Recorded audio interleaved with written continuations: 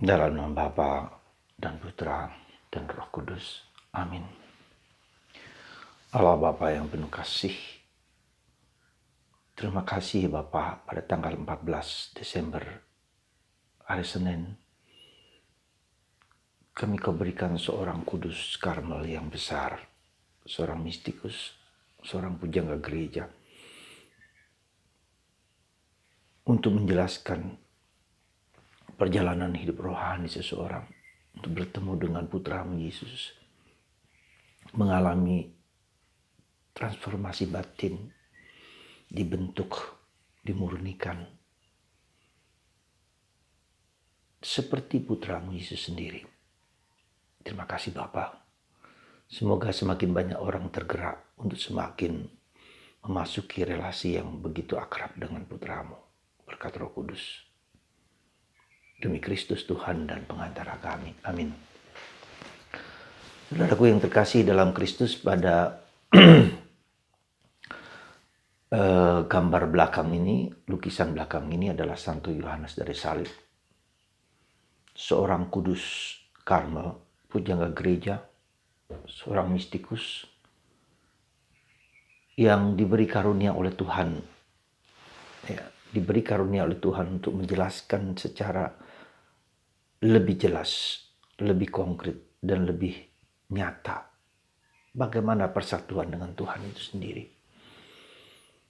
Kita harus bersyukur kepada beliau karena beliau dalam penderitaan hidupnya justru dipakai Tuhan untuk menjelaskan tentang realitas kebersatuan kita dengan Tuhan. Satu hal yang menarik bagi saya akan orang kudus ini adalah bahwa salib penderitaan itu diubah menjadi suatu yang luhur mulia, suatu yang menjadi bahan bahan penyucian, pengudusan hidup kita semua. Dan dia mengerti dengan salib dengan begitu luar biasanya. Saudara, sedikit tentang latar belakang kehidupan keluarganya.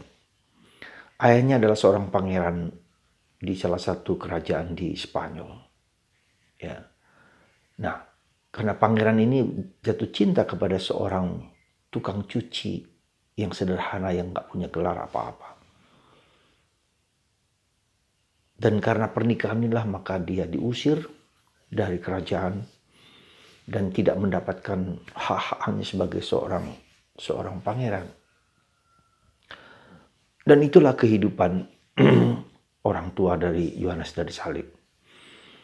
Apa yang kemudian kita lihat ketika ayahnya meninggal, Yohanes dan adiknya kemudian harus pergi oleh ibunya, dibawa pergi ke suatu tempat. Di sana mereka berjuang, bergulat sungguh-sungguh. Bahkan Yohanes tidak dapat sekolah sekalipun, maka dia sekolah sambil bekerja di suatu rumah sakit milik Jesuit.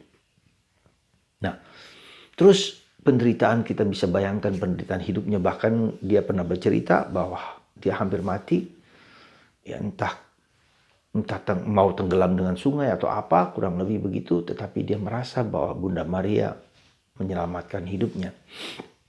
Itulah pengalaman dengan Bunda Maria yang dia rasakan sebagai pengalaman akan pertolongan Bunda Maria. Kemudian ketika dia masuk Karmel, dia memilih Karmel, masuk Karmel, dan kemudian dia mengalami juga berbagai macam penderitaan di sana, berbagai macam kesulitan. Ya, sebelum masuk Karmel sekali lagi dia bekerja sambil kuliah dan dibiayai oleh pekerjaan itu. Ya.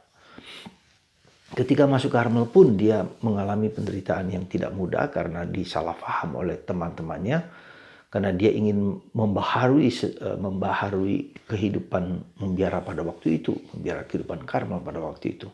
Juga dibantu bersama dengan Santa Teresa dari Avila. Apa yang menarik adalah ketika terjadi salah paham, karena tulisan-tulisannya yang luar biasa, yang pada waktu itu belum bisa dan belum mampu untuk dimengerti dengan baik. Apa sebetulnya kebersatuan dengan Allah itu? Persatuan dengan Allah itu. Nah, kemudian dia dipenjara selama 9 bulan, kurang lebih 9 bulan. Ya. Jadi penjara biara, ya bukan penjara. Dulu ada, setiap biara ada penjara-penjara bagi orang yang mungkin balelo, orang yang yang nakal atau apa di penjara. Nah, justru pengalaman di penjara inilah, pengalaman kegelapan inilah justru mengubah hidupnya. Mengubah hidupnya. Sungguh-sungguh mengubah. Ketika dia memasuki salib-salib hidupnya dalam situasi yang berat itu, justru Allah memberikan pencerahan. Salah satu contoh dari bagaimana dia menerima penderitaan, mengima salib itu dengan melukiskan situasi itu sebagai malam gelap, dark night, ya, malam gelap fisik, malam gelap psikis, malam gelap rohani, ya, gelap, ya. Tetapi dalam gelap itu ada apa? Ada nyala terang yang sekecil apapun. Maka dia pernah memberi contoh tentang pada suatu ketika dia melihat begitu gelap kamarnya, tetapi di atas loteng itu ada satu lubang kecil, dan lubang itu mengalir dari memancar sinar dari matahari. Lalu dia sedikit melihat apa yang ada di dalam kamarnya yang gelap itu. Saudara, pengalaman seperti ini lalu menjadi pencerahan bagi dia. Bahwa dalam gelap apapun, seberat apapun, salib penderitaan apapun, ada celah-celah rahmat dalam diri hidup kita. Karena itulah dia menulis sebuah buku yang berjudul Dark Night, malam-malam gelap. Ya, malam-malam gelap yang harus kita jalani, yang harus kita terima, yang harus kita transformasikan menjadi suatu rahmat yang berlimpah. Dan ini merupakan suatu rahasia dari kehidupan manusia, apapun juga. Suka atau tidak suka, senang atau tidak senang, pasti kita mengalami salib-salib kehidupan kita. Yohanes dari salib mengalami penderitaan sejak kecil, sejak dalam keluarganya. Diasingkan, dibuang, diusir, ditolak, ditelantarkan. Ayahnya meninggal ketika mereka masih kecil, harus bekerja keras. Ya, kemudian di biara juga mengalami hal-hal yang salah paham pada waktu itu, yang tidak bisa mengerti akan perjalanan hidup rohani yang bagi orang zaman tersebut tidak mampu diterima. Abad ke-15 ya. 14, 15, 16 begitu kan. Nah, pada zaman itu menjadi kesulitan. Dan akhirnya justru salib itu menjadi terang kegembiraan, sukacita bagi hidupnya dan menjadi titik berangkat dalam perjalanan hidup rohaninya. Selain malam gelap, tetapi juga nyanyian rohani, spiritual canticle, nada rohani, mendaki Gunung Karmel. Jadi perjalanan hidup rohani orang adalah seperti mendaki gunung, ya. Mendaki gunung, dan orang mendaki gunung tidak boleh membawa barang-barang yang begitu banyak. Harus lepas bebas, ya. Mendaki dalam perjalanan rohani kita harus belajar lepas bebas. Ya. Jadi beberapa hal, saudaraku, yang menarik bagi kita untuk kita renungkan lewat contoh Santo Yohanes dari salib ini adalah apa? Pertama, sikap lepas bebas. Ya. Apa artinya sikap lepas bebas? Hidup rohani kita bertumbuh kalau kita mulai merasa bahwa hal-hal duniawi, hal-hal lahiriah itu tidak lagi mempunyai makna nilai yang luar biasa. Orang tidak lagi menumpuk barang-barang tersebut, tapi mulai melepaskan. Ya, tidak lagi terpesona dengan barang-barang tersebut. Dalam bahasa yang ekstrim, Santo Paulus, segala sesuatu kuanggap sampah ketika aku mengenal Kristus. Nah, tanyalah kepada diri kita masing-masing. Apakah kita sudah mulai kehilangan rasa akan duniawi ini yang tidak punya makna banyak bagi hidup kita, meskipun tetap berguna. Ketika orang mulai kehilangan rasa itu, dan dia mulai masuk ke dalam suatu relasi yang lebih dalam dan sangat dalam dengan Kristus, mencari cara-cara dengan sikap melepaskan segala sesuatu yang bukan Allah. Dan itu bukanlah yang gampang. Dan itu dilukiskan seperti mendaki Gunung Karmel. Mendaki, melepaskan.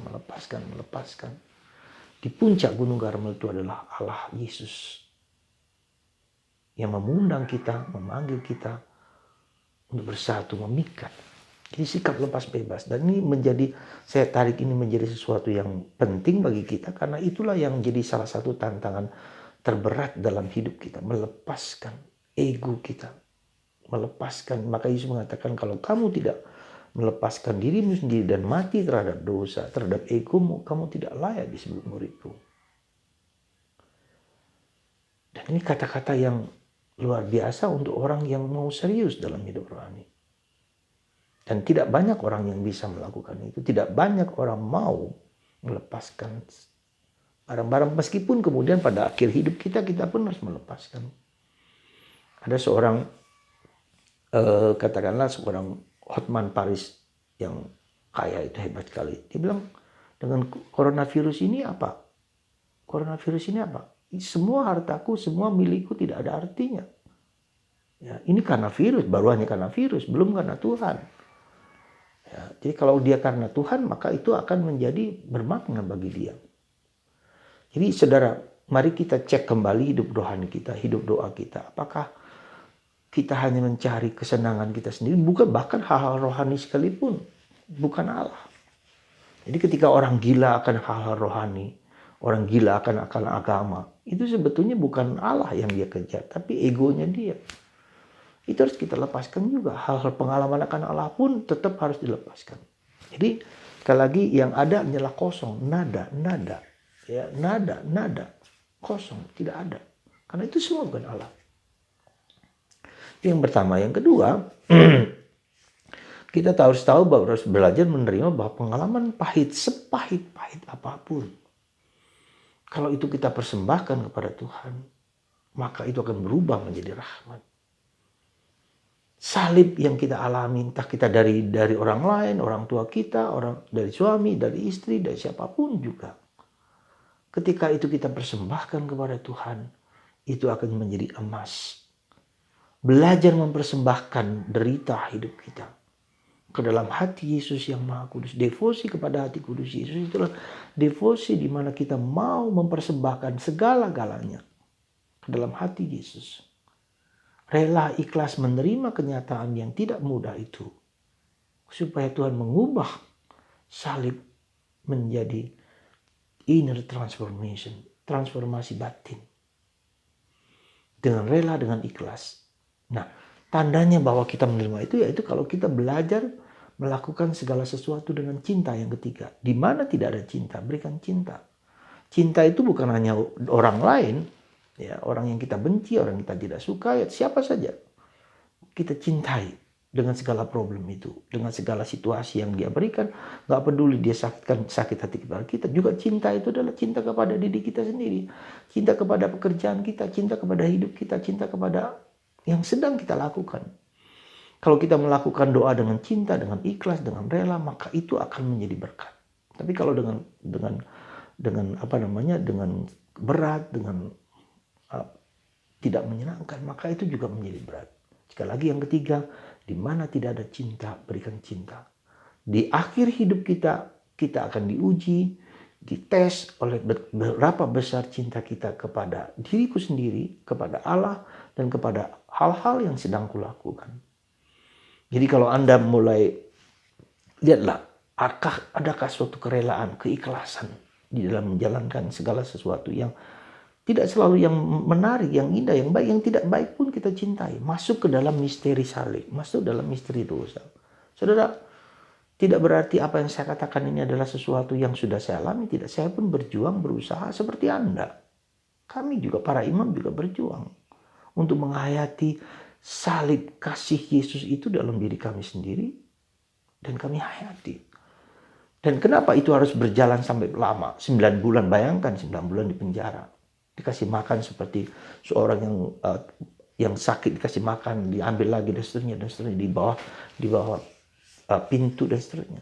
Luar biasa. Pengalaman dihina, diejek, diperlakukan, ditolak dan seterusnya. Saudara, mari kita jadikan sampah-sampah hidup kita menjadi rahmat, terutama pada masa Natal ini. Kita persembahkan itu kepada hati Yesus, kita persembahkan itu kepada bayi Yesus, supaya Yesus mengubah pelan-pelan hidup kita. Sekali lagi pelan-pelan, tidak begitu drastis begitu. Lalu mari, saudaraku terkasih, kita mohon rahmat supaya Anda dan saya, kita semua tergerak untuk mendekat Yesus, mengalami Yesus dalam kehidupan sehari-hari dengan menerima realitas apapun juga, dengan penuh kasih, dengan penuh iman, dengan penuh kesabaran. Tuhan memberkati Anda sehingga kita semua kuat dalam kasih karunia yang melimpah dalam nama Bapa dan Putra dan Roh Kudus. Amin.